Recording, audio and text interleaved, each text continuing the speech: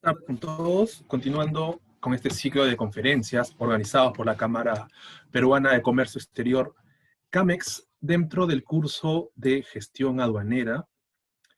El día de hoy vamos a tocar dos temas muy importantes. De hecho, la secuencia temática que estamos desarrollando dentro del curso de gestión aduanera es muy vinculante. Estamos agrupando una temática que nos permita no solamente hacer un review, una revisión de unos conceptos que hemos venido trabajando ya a lo largo del curso, sino también que nos va a permitir aterrizarlo de una manera mucho más casuística y estamos vinculando la parte temática, como les he mencionado.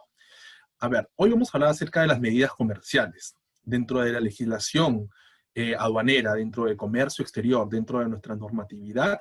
Tenemos ciertas medidas de protección al mercado.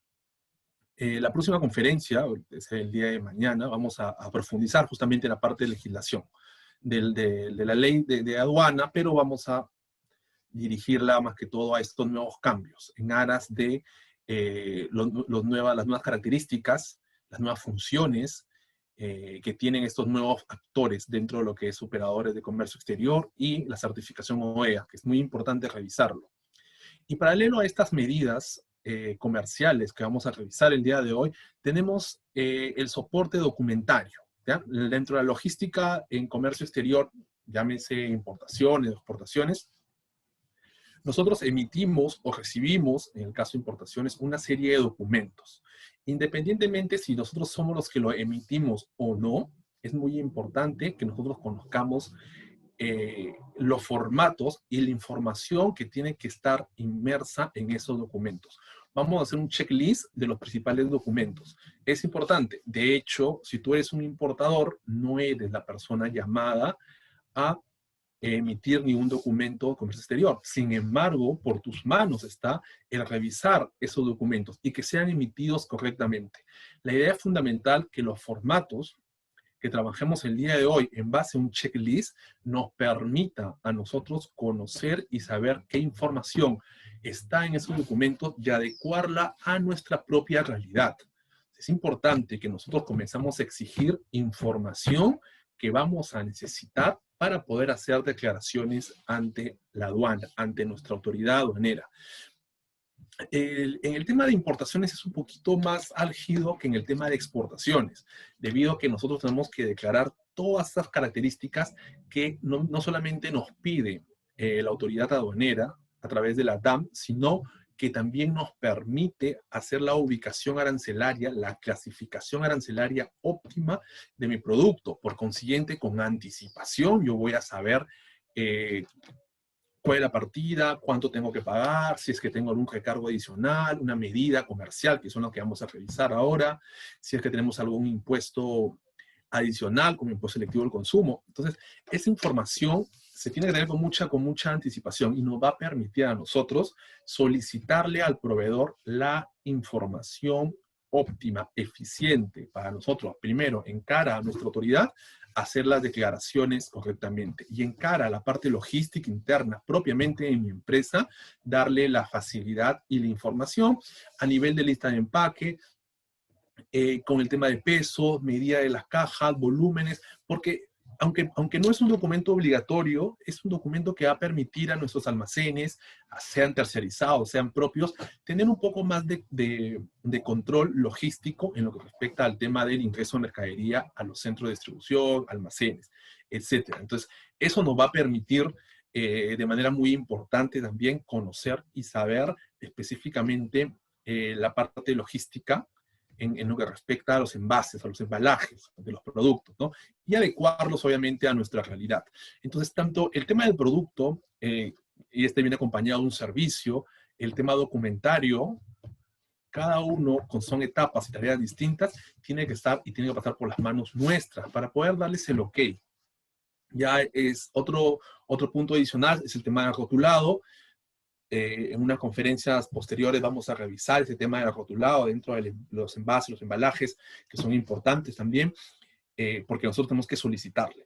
Estoy hablando de manera, poniéndome en el escenario de yo ser el importador. En el caso del exportador, no es tan álgido el tema de la emisión de documentos y el tema de medidas comerciales, porque nosotros tenemos que adaptarnos a nuestros clientes, quienes tienen sus propias características, sus propias leyes, su propia legislación aduanera en sus propios países de destino, y son ellos los que nos van a marcar la pauta. Sin embargo, es fundamental que nosotros les solicitemos con la mayor anticipación el OK a los documentos que nosotros les vamos a emitir a nombre de ellos, ¿no? Como exportador, tengo un cliente domiciliado en el extranjero, el cual estoy exportando, digamos, cerámica, digamos, calzado, y necesito que ellos den el OK a la emisión de mis documentos. Por eso siempre nosotros trabajamos con documentos en un primer momento a nivel draft, que viene a significar a nivel borrador, ¿no? Para que ellos revisen, ellos chequen la información, porque de repente quieren adicionar cosas que nosotros no las estamos tomando en cuenta, ¿no? De repente su propia legislación aduanera les pide que ellos tengan que incluir en una factura comercial o en un documento de transporte el número de la orden de compra, o el número de la carta de crédito si es una carta de crédito, o el número de transferencia bancaria si fue transferencia bancaria, ¿no? Entonces, cada país tiene sus propias normatividad, su propia legislación. Por eso, el día de hoy, cuando vamos a revisar lo que es documentos en comercio exterior, vamos a hacer un checklist genérico, con información muy específica, pero siempre dejando abierta la posibilidad de que si somos exportadores, vamos a tener claramente la oportunidad a que nuestros clientes puedan también formar parte de la emisión de los documentos. Claro está, a favor de ellos mismos, a favor de sus propias leyes de aduana, su propia legislación. Lo importante aquí es que fluya. Acá la comunicación es básica. El tema de la comunicación con nuestros clientes, si somos exportadores, el tema de la comunicación con nuestros proveedores, si somos importadores, es fundamental. En comercio exterior no podemos dejar los supuestos. Una comunicación efectiva es fundamental dentro de los negocios internacionales. Hace unos minutos, una hora más o menos, estaba siguiendo unas conferencias justamente en CAMEX con respecto al tema de la importancia de la comunicación efectiva. Es interesante que aunque no parezca o no haya mucha vinculación con comercio exterior, es fundamental. Es fundamental que conozcamos no solamente la parte de conceptos, sino la parte de gestión de personas. Bien, entonces vamos a empezar con la conferencia del día de hoy, con lo que son medidas comerciales. Vamos a empezar con las medidas, la diferencia entre las arancelarias, las pararancelarias, el arancel, porque esas son las medidas que tiene un gobierno en cualquier parte del mundo para proteger sus mercados, ¿ok? Entonces, y eso después, posteriormente, vamos a aterrizar la parte documentaria y la vamos a vincular justamente para contrarrestar ciertas medidas comerciales. Eso es fundamental. En el caso de importaciones, sobre todo, recordemos que siempre en el tema de importaciones hacemos un trabajo previo. Hablamos de un precosteo. Hablamos de un precosteo. Algo que como resultado, como entregable, nos da el factor de nacionalización para que podamos tomar la decisión si seguimos comprando la mercadería a nivel local, a los grandes importadores, o me lanzo yo a hacer mi propia importación. Entonces, ahí es donde marcamos la pauta, ahí es donde nosotros tenemos la información a la mano. ¿Okay? Y en el caso de exportaciones, también ver si es que mi producto en un país X al cual yo quiero llegar es competitivo con respecto a otros países que también lo abastecen, o si mi producto es atractivo en ciertos mercados. Y eso se traduce también pues en lo que es inteligencia comercial, ¿no? Ya hemos tenido un curso de inteligencia comercial y hemos aterrizado todos los conocimientos en un informe que nos da la opción a tomar ciertas decisiones con respecto a un posible mercado de exportación.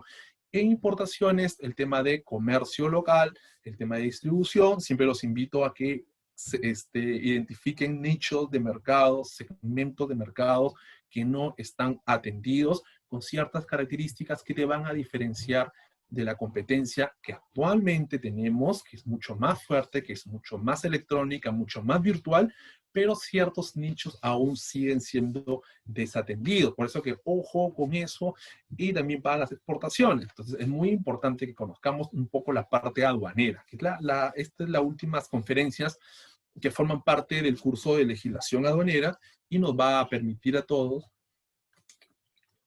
conocer un poco las características netamente comerciales. Y nosotros y ahora hablo desde el punto de vista comercial, que no está tan involucrado en la parte de comercio exterior, es importante que también conozca este tipo de situaciones que se pueden dar en cuanto a las exportaciones, a las importaciones. No es simplemente identificar un mercado y un producto y poder acceder a ello. Hay que hacer un trabajo previo a eso. Y en importaciones es el doble del trabajo que en exportaciones. Es el doble. Así que vamos a revisar toda esta situación, todo lo que es con medidas comerciales, importantísimas, arancelarias, pararancelarias, pero vamos a empezar definiendo qué es lo que es un arancel, ¿no? A ver, un arancel es un impuesto o un gravamen que se aplica solo a los bienes que son importados o que son exportados. El más usual es el que se cobra sobre las importaciones. Y en el caso de Perú, específicamente en el Perú, y de repente otros muchos países, no se aplican aranceles a las exportaciones. Entonces, primer punto importante a rescatar aquí. El arancel es un impuesto. En el caso peruano, bueno, que se aplica a importaciones y a exportaciones. En el caso peruano, solo se aplica a importaciones. Efectivamente, hay otros países que aplican ciertos aranceles a las exportaciones. En el caso nuestro, no aplicamos impuestos, no aplicamos aranceles a las exportaciones porque justamente nos encontramos en un escenario en el que estamos buscando promocionar las exportaciones. Básicamente necesitamos que aumenten nuestras exportaciones. Lo que queremos es que más personas, a través de distintos regímenes aduaneros dentro de exportaciones y los especiales, como el caso de Exporta Fácil, se popularicen un poco más, ¿no? Siempre hay casos de éxito, que comenzamos a revisarlos y su caso de éxito está ligado a segmentos muy específicos, ¿ok? No son súper volúmenes ni grandes contenedores, no son cargas sueltas, son envíos de entrega rápida en un comienzo, a través del Exporta Fácil, manejo de muestras, preventas en mercado de destino, vinculaciones, trabajo de inteligencia comercial. Entonces, el tema de impulsar las exportaciones, infinidad de productos, tenemos 3 regiones, costa, sierra y selva, tenemos distintos eh, tipos de climas, tenemos distinta y una variedad de suelos para producción de distintos productos que en muchos casos no los teníamos, no producíamos y se han vuelto un boom a nivel de exportaciones. Me refiero básicamente a lo que es el arándano, que no tiene tantos años en nuestro país. Sin embargo, nuestros climas y nuestros suelos nos permiten tener una serie de oferta exportable que nos permiten ingresar a ciertos mercados. Sin embargo, para las MIPES y para las pymes, básicamente yo me dirijo, tratemos de que esos superfood, esos superalimentos que el Perú está promocionando, trasladarlos a lo que es un poco de procesamiento, ¿no? Ya virar a lo que es el aguaimanto y convertirlo en jugo de aguaimanto, o de repente el arándano, mermelada de arándano, jalea de arándano.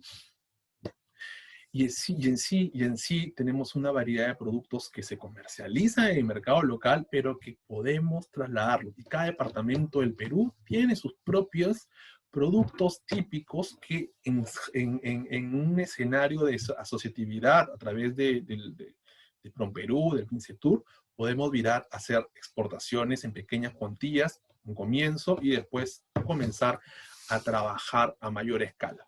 A ver, ya definimos lo que es el arancel, ahora vamos a hablar de medidas comerciales, que básicamente son 2 las que tenemos en el Perú. Las medidas arancelarias y las medidas pararancelarias. La primera diferencia que quiero comentar es un poco acerca de, a nivel mundial, quiénes norman, cuál es la legislación que marca la pauta en comercio exterior.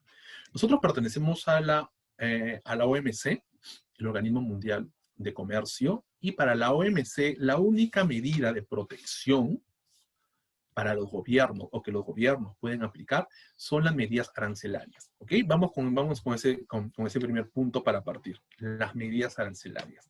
¿Y qué son las medidas arancelarias? Pues son impuestos que se le aplican a las importaciones de mercancías que tienen por objetivo modificar los precios relativos para proteger las actividades nacionales. ¿Ok? Influir en la asignación de recursos, en la distribución del ingreso e incrementar la recaudación impositiva. Porque son impuestos, finalmente, más importaciones, más impuestos, yo recaudo más. Y la recaudación impositiva por razones fiscales. Netamente necesitamos recaudar mucho más impuestos. Por eso le ponemos le ponemos impuestos a las importaciones. Ahora, en el caso peruano, actualmente manejamos tres niveles, ¿no? El 0%, el 6% y el 11% que se le aplican a un producto que viene de otro país, o sea, un producto importado. Bien, estos tres en niveles arancelarios no siempre fueron así. Hemos tenido épocas o gobiernos, ya hace varios años, que incluso llegamos a tener aranceles del 100% para productos específicos. Entonces, después de 1990, con la apertura de los mercados, el neoliberalismo y todas esas corrientes económicas que permitieron al gobierno abrir los mercados a nivel mundiales, el ingreso de mercaderías fue sustancial, a diferencia, para los que vivimos entre los 80 y los 90, claramente nos acordamos de que hay un antes y un después con respecto a las importaciones y al ingreso de distintos productos, porque finalmente abrir los mercados nos permite que los productos entren del extranjero a competir con el nuestro. Nosotros tenemos, por ejemplo, nuestros propios cafés, que son muy buenos, pero también se permite la entrada de cafés extranjeros, de marcas extranjeras. Nosotros también producimos nuestros arroz, nuestras menestras, nuestras legumbres, pero también permitimos que entren marcas extranjeras para que puedan competir en una competencia sana.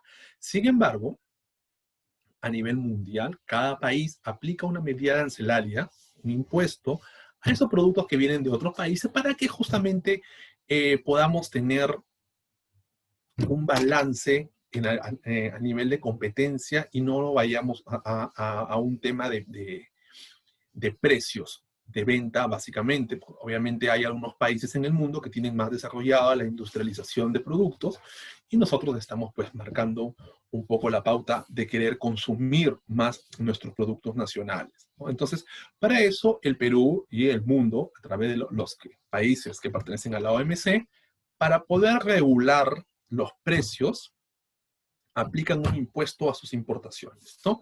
Como les estaba comentando, en el caso peruano tenemos tres niveles, el 0%, el 6% y el 11%. Si hacemos una distribución total, más del 50% de todos los productos peruanos que se importan, más o menos estamos con el rango de 60 hasta 70% de todos los productos que se importan son de arancel cero. ¿Okay? Que no pagan impuestos, y estamos hablando más de la mitad.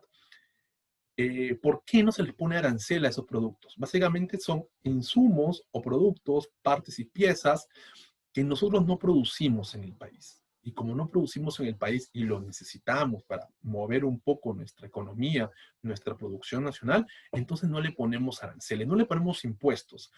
Manera de promocionar, ¿no? Si son insumos que yo no los produzco, entonces ¿cómo me voy a abastecer? No le puedo poner a un producto o un insumo que no produzco un impuesto porque lo que va a generar es subirle el producto. Por consiguiente, mi producto final será un producto final con un precio más elevado que me va a convertir en no ser tan competitivo ni en el mercado local ni en el mercado de exportación. Por consiguiente, si se dan cuenta, todo es una cadena y lo que busca es promocionar mucho el tema de la producción local y las exportaciones. Entonces, insumos que no se producen en el Perú no tienen impuestos, no se les paga.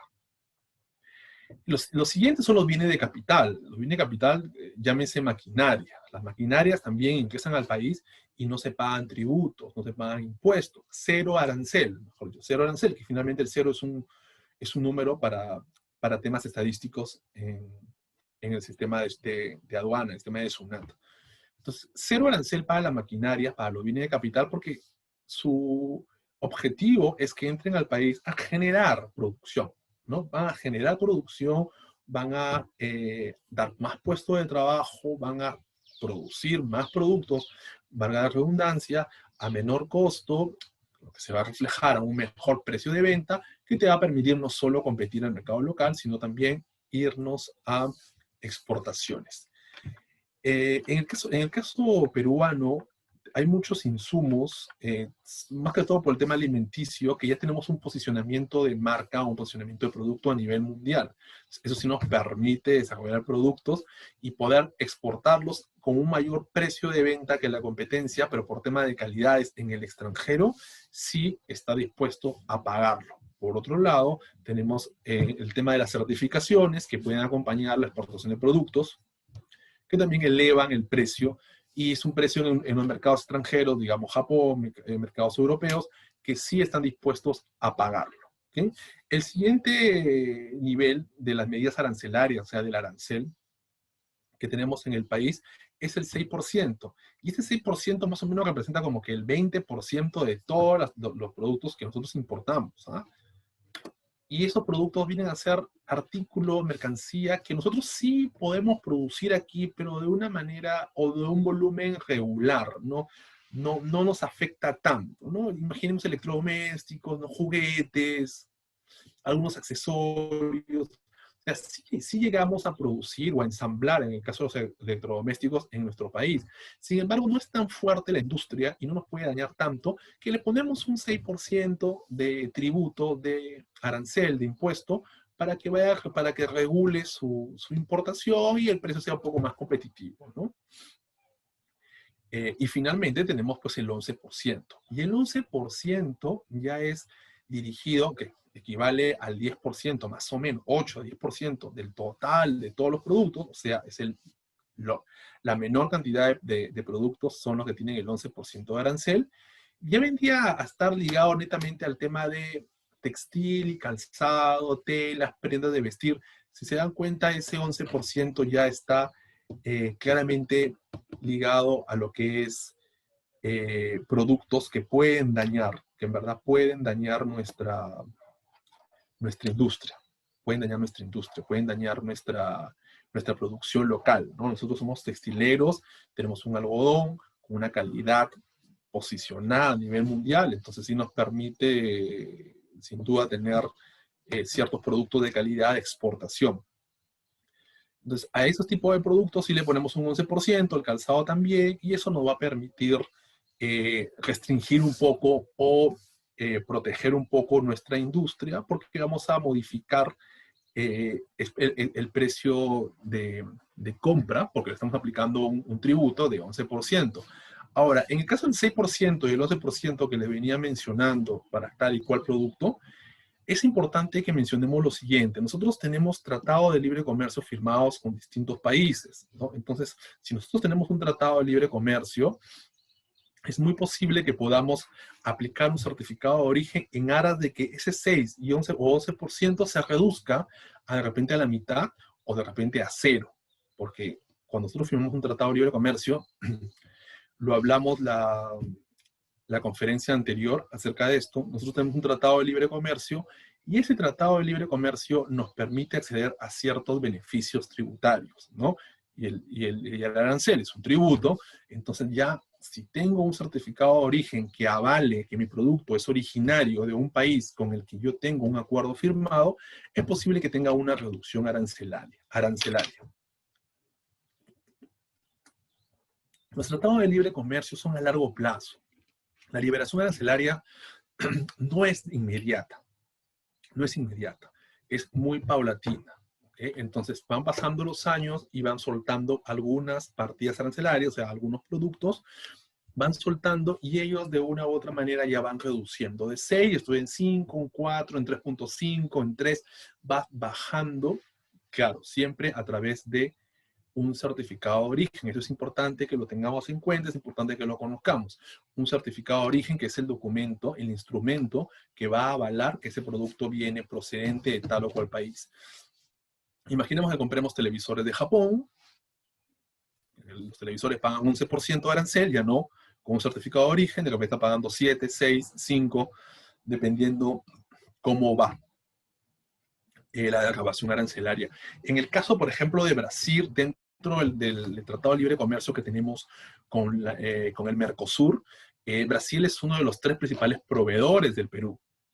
Sin duda, las importaciones de Brasil prácticamente en su totalidad vienen liberadas al 100%. Yo me acuerdo hace unos años, no hace unos años, hace 15 años, los muebles RTA, que son los centros de entretenimiento, los logoperos, los que te lo digas en una caja para que tú los armes, que pagan 6% de arancel, hace unos 15 años, 12, de 10 a 12 años más o menos, estaban pagando con una liberación arancelaria no 6, sino 3.5, porque teníamos un tratado de libre comercio con los países de Mercosur, y actualmente, después ya de más de 10 años, podemos hablar que tenemos una liberación al 100%. Entonces, estos muebles ingresan al país con un certificado de origen, obviamente, a cero arancel, a cero impuestos. O sea que si lo que se compra es con el precio que se va a declarar ante nuestra aduana. No pagamos impuesto, sí pagamos obviamente lo que es el IGB, pero no pagamos lo que son los tributos arancelarios. O sea, no pagamos arancel dentro de las medidas arancelarias.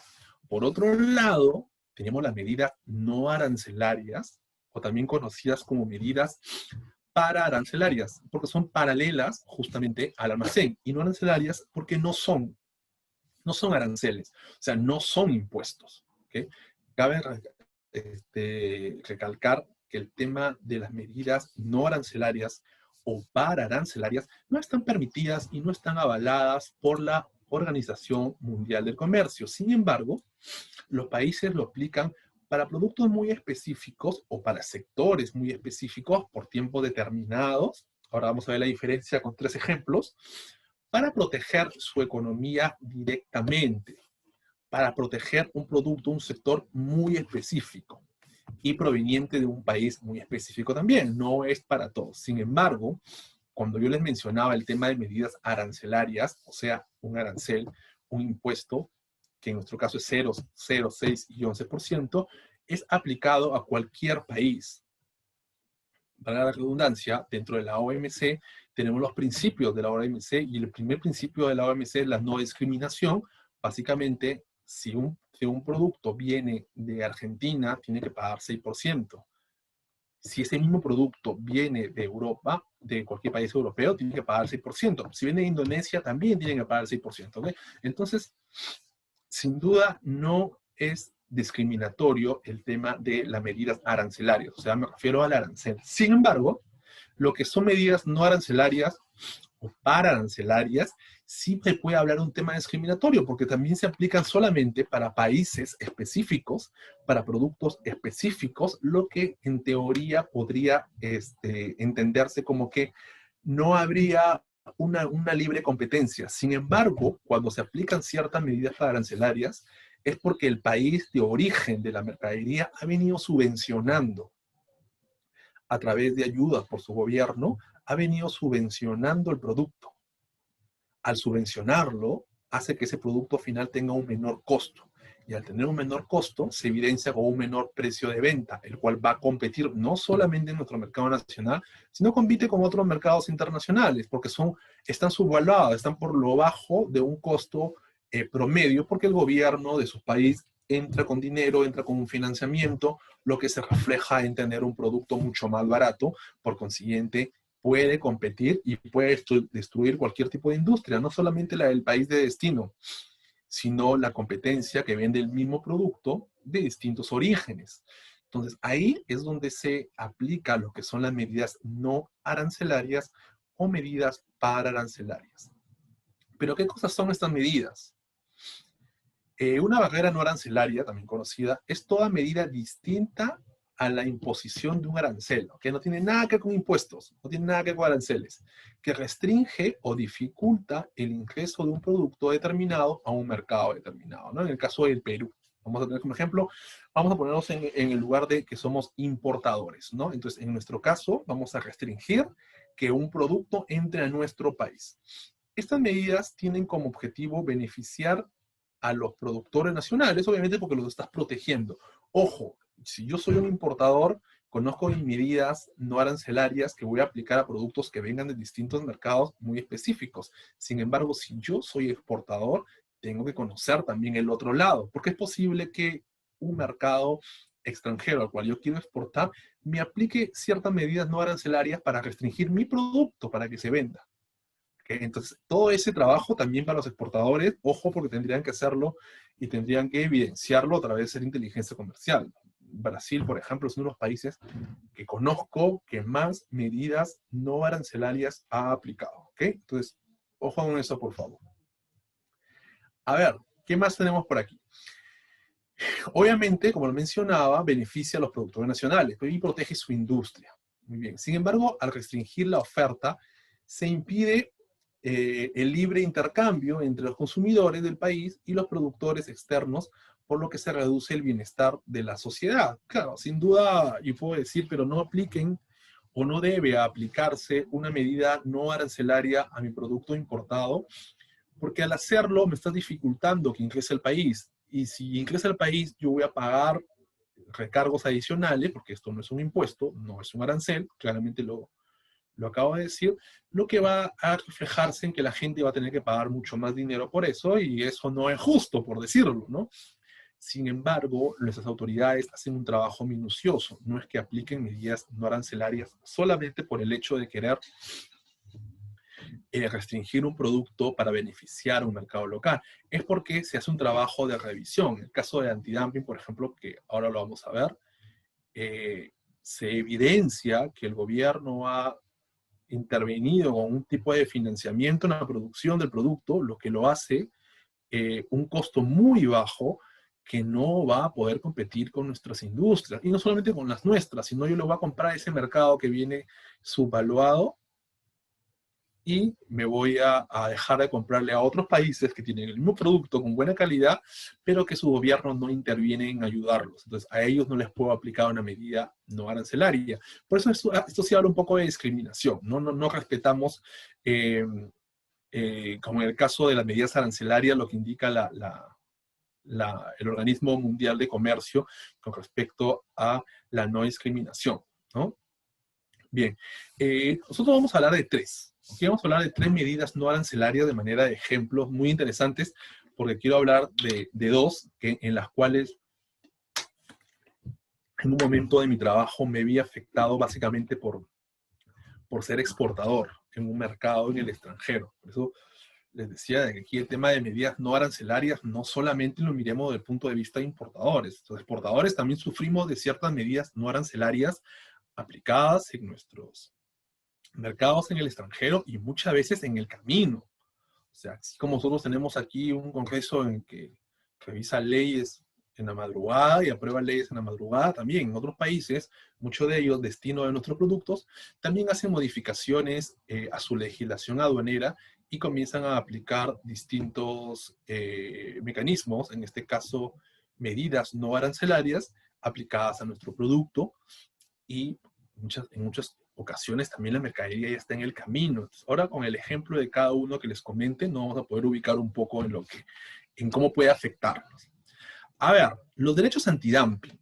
¿Okay? Antidumping. Aquí no podemos hacer una traducción literal de la palabra en inglés dumping, porque si lo hacemos significa basura.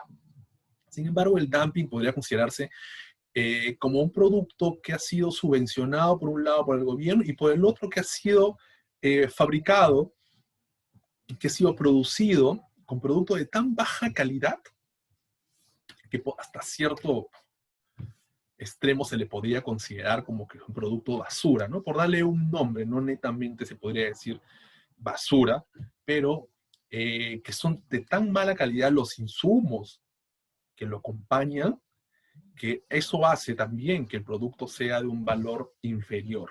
¿Okay? Un valor inferior. Entonces, nosotros como país, a esos productos que vienen del extranjero, le vamos a aplicar una medida que vamos a llamar medida antidumping, y es una medida no arancelaria porque esto no es un impuesto, no es un arancel, es un recargo adicional que tienes que pagar por querer ingresar esos productos que vienen subvaluados con un precio muy bajo y de baja calidad, que vas a destruir mi mercado porque yo acá produzco calzado, etc. Pongo el tema del calzado porque normalmente las medidas antidumping están aplicadas al calzado, proveniente de China, para ser específico. Hay algunos también que se aplican provenientes de Taiwán, ¿no? Pero básicamente los provenientes de China. Ahora, el tema de las medidas antidumping, esto es eh, temporal, ¿okay? No es para siempre. Si las empresas beneficiadas con las compras de dos productos demuestran, en coordinación con Indecopi y la autoridad aduanera, que los productos no han sido subvencionados y que efectivamente cuestan así por su alto índice de producción, de economía de escala, etcétera, y que son un éxito como empresa, y han conseguido insumos baratos. Por eso, entonces, y se evidencia a través de documentos, entonces la medida antidumping desaparece. ¿Okay? Es por tiempo, no es para siempre, no es indefinido. Algunos casos sí hemos tenido medidas antidumping para ciertos cubiertos que tengan cierto grosor. Algunos cubiertos que tienen cierto grosor tienen ciertas características, por consiguiente tienen ciertos medidas antidumping. He visto también que en un momento se aplicaron a las vajillas, a lo que son platos, tazas, que también desapareció. Allá por el año 2015, 14, también se tuvo medidas antidumping para ciertas prendas de vestir de proveedores muy específicos también. También desapareció, creo que duró más o menos como un año y medio. Después he visto para los vasitos de Ternopol también, en algún momento, para ollas. Entonces, esto es, como les digo, muy dinámico, ¿ah? Muy dinámico. Pueden presentarse el día de mañana o no.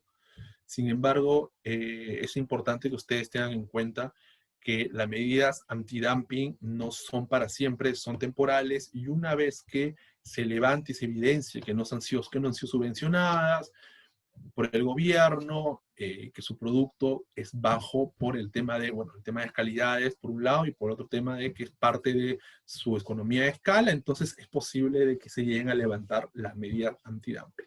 Okay, claro que algunos gobiernos esconden ese escenario para poder seguir manteniéndolos y poder seguir protegiendo a su industria local.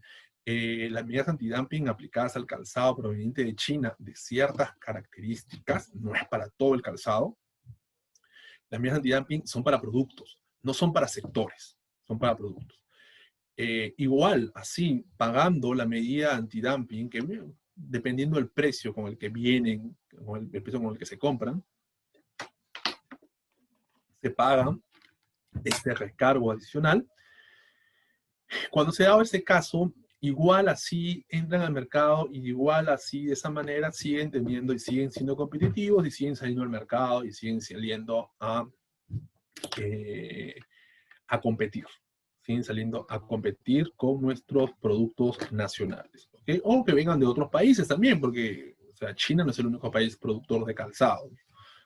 Brasil está teniendo una fuerte presencia en lo que es calzado de damas. Entonces también podemos competir con ellos, pueden competir con ellos, y ahí ya entramos ya a revisar más el tema de medidas arancelarias también, porque nosotros ya tenemos un tratado de libre comercio con el Mercosur. Entonces Brasil ya tenemos ciertos beneficios. Con China lo estamos teniendo paulatinamente y el calzado aún no llega a ser ese.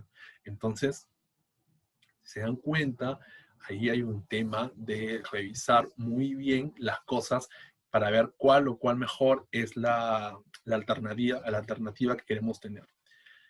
A ver, el tema de las cuotas de importación. Yo les puedo contar un ejemplo de lo que es la cuota de importación. Básicamente la teoría indica lo siguiente, antes de pasar al ejemplo.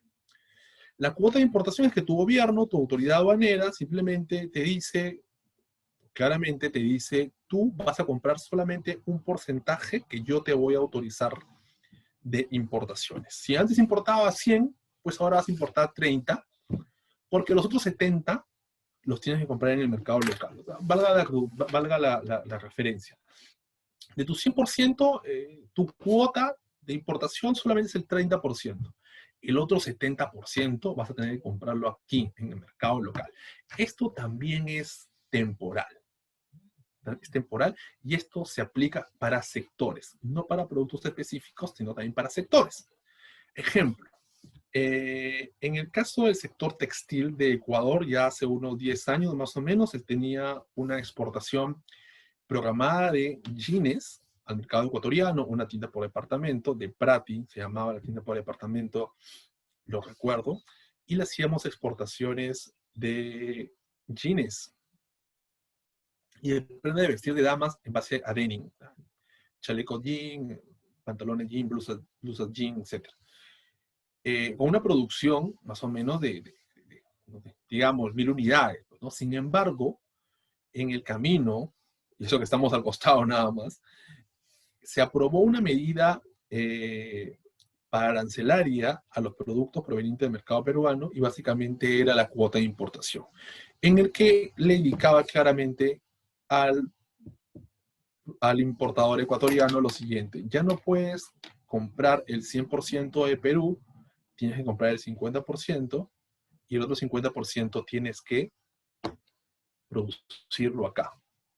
No se aplica necesariamente para países específicos, esto ya es a nivel general y a nivel de sector, ¿no? A partir de ahora el sector textil ya no va a importar 100%, va a importar solo un porcentaje y el otro porcentaje lo va a tener que producir en el mercado local.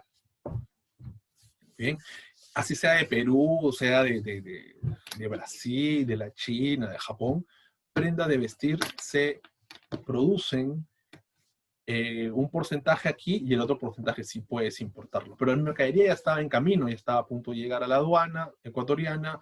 ¿Qué es lo que se hizo? Bueno, solamente se importó el 50%, que en ese momento era la cuota, y el otro 50% no lo devolvieron. ¿Y cómo entra al Perú? Bueno, obviamente está entrando por una importación en el mismo estado, ¿no? No se hizo ningún cambio, fue una medida para arancelaria que se aplicó a ese producto y en ese escenario. La última es la medida de salvaguarda. Y la medida de salvaguarda también la voy a enlazar con este ejemplo porque fue lo que nos pasó posteriormente con el mercado ecuatoriano. También es aplicado a sectores. Y aplicado a sectores también es temporal, pero en el caso de lo que es la cuota de importación, creo que la medida de salvaguarda son muy específicos en el tiempo. Voy a aplicar una medida de salvaguarda por 2 meses. Voy a aplicar una medida de salvaguarda por 5 meses. Entonces, no es tanto el tiempo no es tanto. Y la medida de salvaguarda, sí, efectivamente, si la mercadería está en el agua, está por llegar, no aplica aún. La medida de salvaguarda comienza a aplicar con embarques posteriores, con fecha de embarques posteriores a la publicación de la norma. Quiere decir que si yo aplico una norma, una medida de salvaguarda en el Perú para el sector calzado, o para el sector textil, el 1 de octubre, toda la mercadería que se embarque, independientemente del origen, que se embarque a partir del 1 de octubre, aplica una medida de salvaguarda. Antes, no.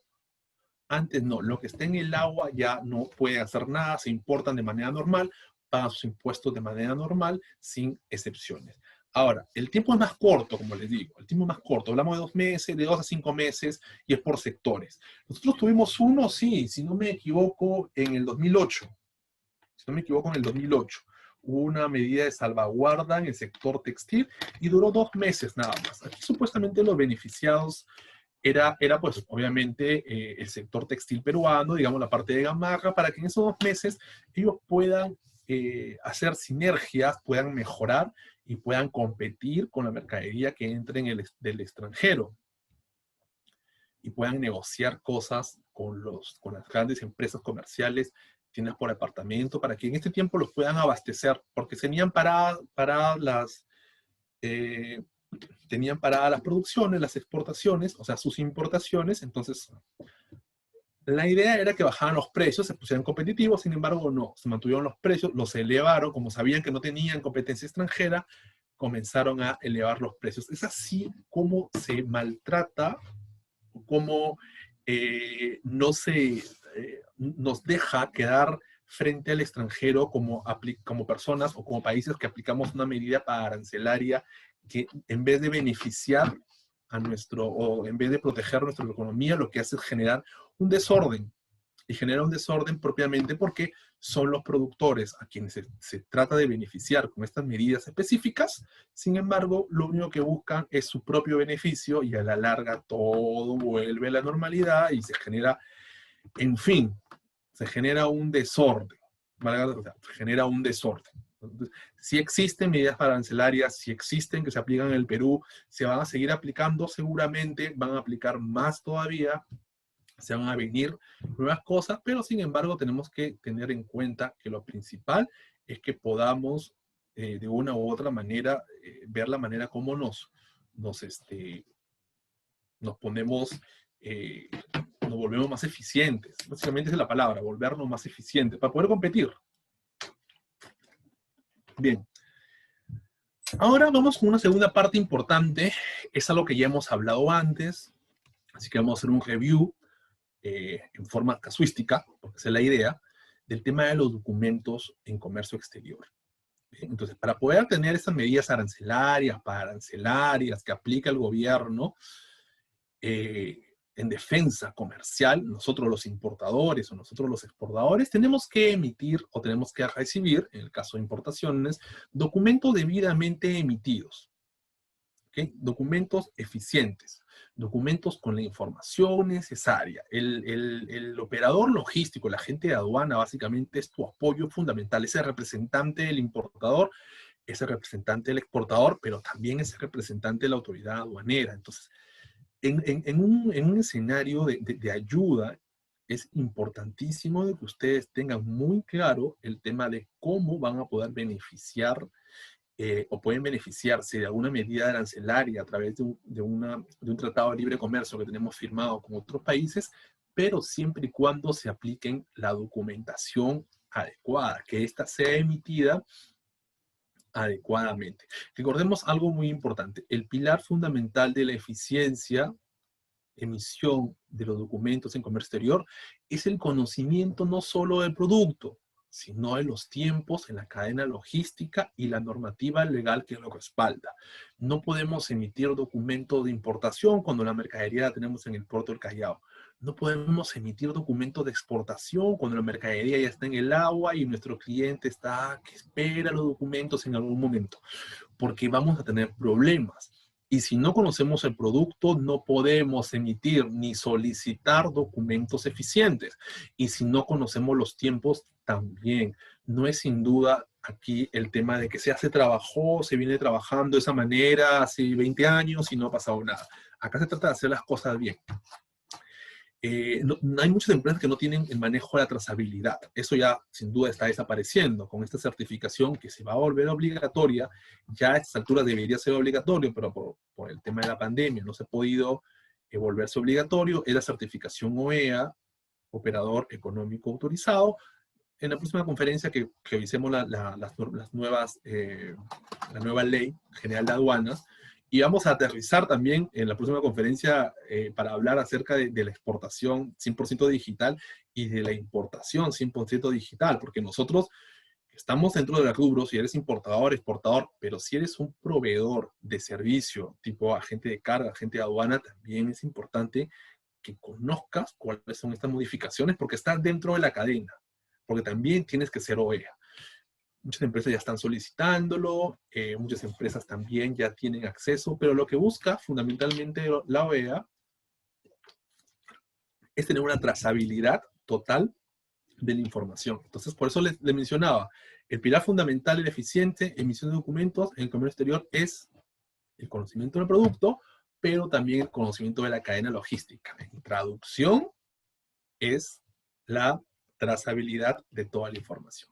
Vamos con el primer documento. Rápidamente tenemos la Proforma Invoice. Y la Proforma Invoice es considerado el contrato de compra y venta internacional. De hecho, solo el 5% del comercio mundial se mueve a través de un contrato de compra y venta internacional. El otro 95%, obviamente tiene que tener un documento que sustente una compra o una venta, es la factura Proforma. Ambos, en verdad, son firmados por ambas partes, vendedor y comprador. Así que sí le da ante la Cámara de Comercio Internacional, le da el soporte jurídico, legal, para poder, si tiene en algún momento alguna incidencia, alguna incongruencia en el embarque, se pueda levantar el tema y poder revisarlo.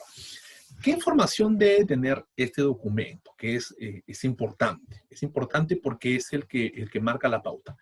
Yo quiero hacer un paréntesis antes de continuar revisando el tema documentario. Nosotros tenemos que tener, ya sea de manera digital, de manera física, bueno, creo que ahora todo es digital, lo que denominamos los files logísticos, que es un file de exportación, un file de importación, que tiene toda la documentación adecuada. Ahora, esa documentación tiene que guardar relación.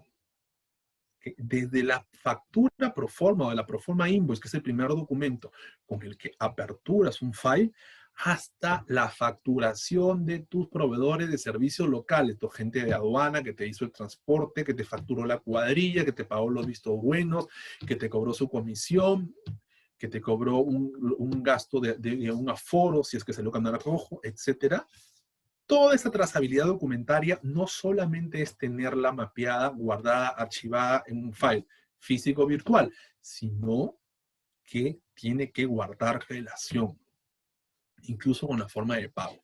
¿Qué información debe tener una proforma invoice? Vamos a revisar rápidamente.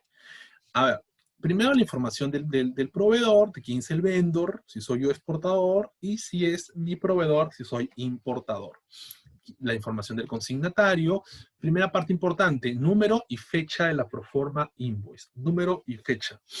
Si de darse una ocurrencia en el camino de la logística, y hay que elevar el tema a la Cámara Internacional de Comercio y poder revisar los contratos, que en ese caso sería la proforma, es importante que se relacionen. Yo te compré pantalones según proforma tal de la fecha tal. Tú me mandó camisas, pero yo hago referencia a una proforma. Por eso es importante que el número y la fecha de la proforma, porque puede darse una equivocación, pero elevas el tema, lo sustentas, lo evidencias. Aquí la fecha de entrega o la última fecha de embarque. Aquí, ojo para los exportadores. Yo les recomiendo siempre que trabajemos con lo que es el delivery date, que es fecha de entrega. Muchas empresas exportadoras que se encuentran en provincia salen a través del puerto del Callao, que es la principal aduana de nuestro país.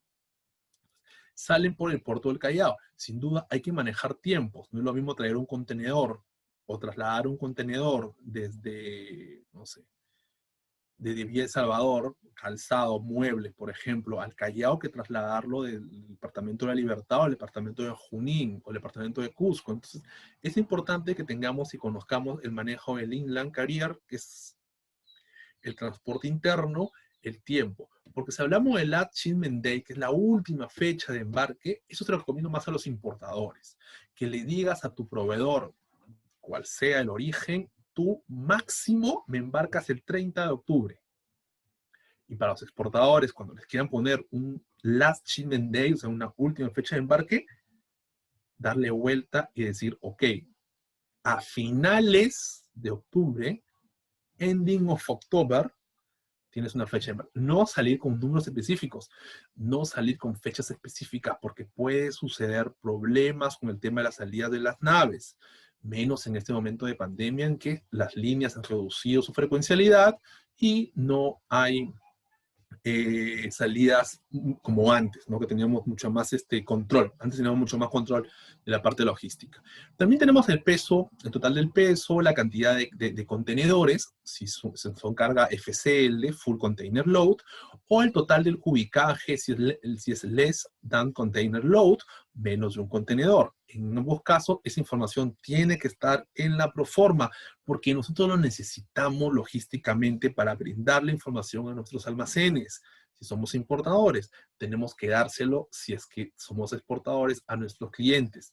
Porque ellos de repente hacen un cross-docking y necesitan saber incluso la cantidad de cajas, que también está indicado claramente, pesos, sobre todo tolerancia, si vas a permitirme mandarte más o menos, porque cuando hablamos de línea de producción, y esto más va para el tema textil, no es que si me pediste 100 camisas te voy a producir, de repente salieron 105, 103, o 95, 98, porque así es la línea de producción, de repente tuve una merma del 2%, entonces es fundamental que pongamos una tolerancia, más o menos, 5, 2%, para poder estar dentro del rango y no tener problemas posteriores. Forma de pago, muy importante, carta de crédito, transferencia, Incoterms. Sin duda, en una de las últimas conferencias, cuando hablábamos de los Incoterms, no solamente hablábamos de la importancia de mapear cuál es la responsabilidad, ni limitarlo hasta dónde llego yo, hasta dónde llega mi cliente si soy exportador, hasta dónde llego yo, o dónde llega mi proveedor si soy importador.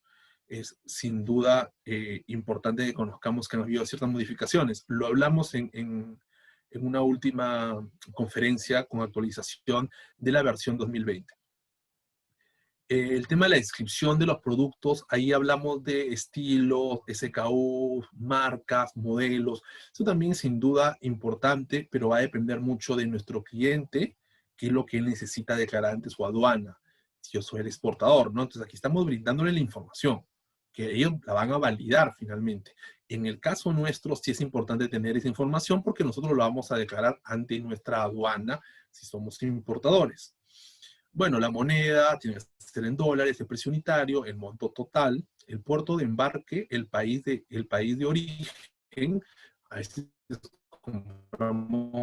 importamos productos de un país con el que tenemos un tratado de libre comercio, sin embargo no es originario de ese país. Se ha dado muchos los casos en importaciones, ¿ah? Para las tiendas por departamento a veces consiguen compras a nivel globales, a nivel corporativas, de productos, sobre todo para Decon Center en Estados Unidos, y Estados Unidos es sin duda un warehouse, un almacén de importaciones a gran volumen de China. Entonces por consiguiente cuando lo facturan pueden decir Estados Unidos, pero su origen es chino. Ahí no aplica certificado de origen, mucho menos una liberación arancelaria. Suele pasar, es importante que lo conozcan y que lo mapeen para que puedan tenerlo siempre claro. En el caso nuestro también, a veces hacemos exportaciones de productos que no son originarios del Perú, porque hicimos una venta corporativa, por ahí tuvimos un contacto, pero siempre es brindarle la información. ¿Okay? Después tenemos el tema de la factura comercial, ¿no? Y ese documento es el que básicamente es el traslado de la información que se quedó en una proforma, en lo que se proformó, es la evidencia final de lo que yo te estoy vendiendo. Es importante conocer que ambos documentos no son los mismos. La proforma es una propuesta, estás proformando algo, estás cotizándole. La factura comercial ya es el documento final que evidencia la compra. Esto ya se embarcó, ya se está en el agua. Ojo, ojo, la información que está en la proforma tiene que estar en la factura, no puede ser modificada. ¿Okay? Vamos a revisar el checklist de lo que es el commercial invoice o factura comercial. A ver, obviamente la información del beneficiario, la información del consignatario, número y fecha de la factura, no de la proforma. He visto muchos importadores que le ponen el mismo número y la misma fecha de la proforma, se la ponen en la factura. ¿Es obligatorio? No, no es que sea obligatorio, es que no compliquemos a nuestra gente de aduana cuando tenga que hacer declaraciones. Y no nos compliquemos cuando tengamos que dar hacer una posible fiscalización con las autoridades y no podamos relacionar documentos de manera escalonada, ¿no? Por tiempos. Eso genera confusión. Entonces hagamos las cosas bien y siempre mantener la proforma como la proforma con su propio número y fecha, y la factura con su propio número y fecha. Después tenemos la fecha, el PO number, que es el número de orden de compra, el número de la carta de crédito, si es que fuera carta de crédito, la forma de pago, el Incoterms. Ahí sí repetimos el tema de la proforma. El tema de la descripción de la mercadería, de igual manera, que necesitas que mostremos estilos, modelos, SKU, marcas, etcétera. El precio unitario, la cantidad, el total amount, el monto total, el puerto de embarque, el país de origen también, y siempre es importante tanto el sello de la empresa como la firma de la misma. En el caso de documento de transporte tenemos 3 documentos independientemente de la modalidad de transporte. En el caso del transporte marítimo hablamos del conocimiento de embarque, y en el caso del transporte aéreo hablamos de la guía o el conocimiento aéreo o el Airway Bill, y en el caso del transporte terrestre hablamos de la carta aporte. En los 3 casos, los documentos de transporte son un título valor. Es un contrato. El documento de transporte viene a ser un contrato que nos da a nosotros la propiedad. Si somos importadores, nos da la propiedad de esa mercadería. Y si somos exportadores, nosotros en concordancia con la empresa de transporte, digamos, con el agente de carga o la línea naviera, emiten, en base a la información que nosotros le estamos dando, emiten los conocimientos de embarque o los documentos de transporte a favor de nuestro cliente, en el que le da el título, valor, en el que le da la propiedad de la mercadería que está siendo embarcada.